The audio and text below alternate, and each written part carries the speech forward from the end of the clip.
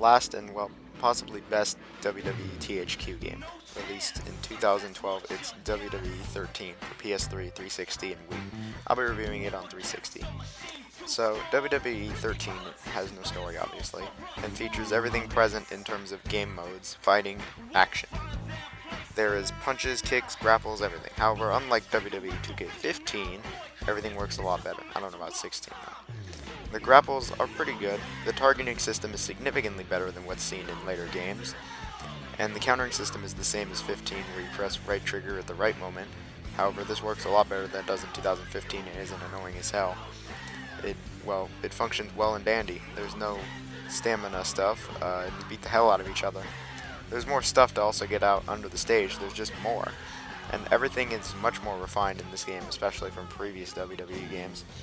Now, unlike previous games, WWE 13 has this documentary-style story mode of the Attitude Era of WWE. This is when they were being destroyed by WCW Monday Nitro's ratings. There are quite a few chapters in the game. This is the closest thing to a campaign or story mode or something like that.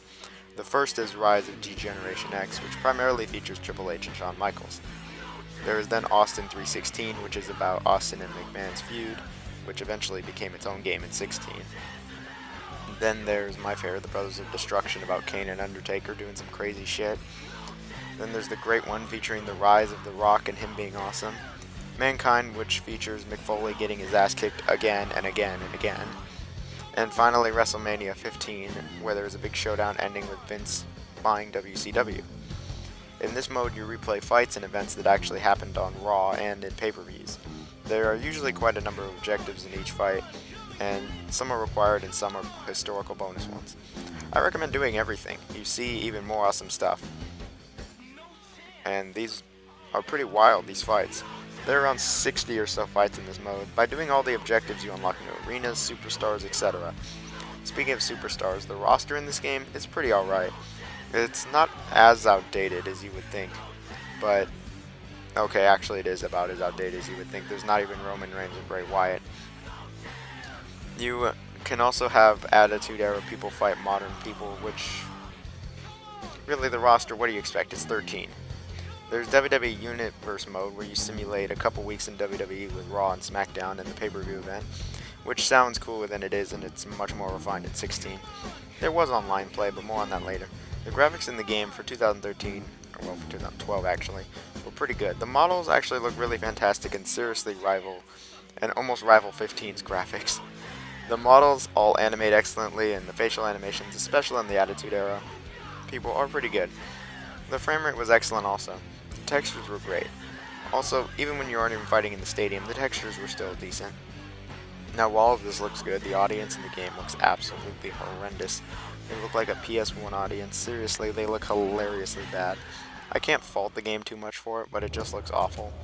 The people are totally terrible models. The sound in the game was pretty good. All of the themes were there, and they were all perfect. Like, all of them. The music played in the Attitude Era is pretty accurate and perfect also. The punching and impact sound effects were decent. When a chair hits, it sounds like a chair hit. Nice. The voice acting I felt was excellent on all levels. I mean, the announcers are the best as usual, and I mean, like, seriously, like 10 out of 10 on all of them except Michael Cole. Ugh. The superstars and McMahon sounds good also. I mean, voice acting I just felt was pretty good. The licensed menu on the music like on the menu music was just, it was just okay. I mean, really is, really, when it comes to not good things in WWE 13, I have a couple. First off is that there are some glitches, and yeah, that's just how WWE games are. And then for some reason, anything online for the game is gone. You can't play online anymore, and you can't get any of the DLC for the game. And there was a shitload of DLC for this game, and it was awesome, and it was free. And this is the result of THQ going under, but the other WWE games on Xbox 360 let you get the DLC and go online. So I don't know what the hell the deal is about 13. At least Xbox acknowledges it. Just kidding. They don't even think 13 exists at all. And 13, I feel, is maybe the best of them all. I seriously feel that next to 2K16, this is the best WWE game of them all.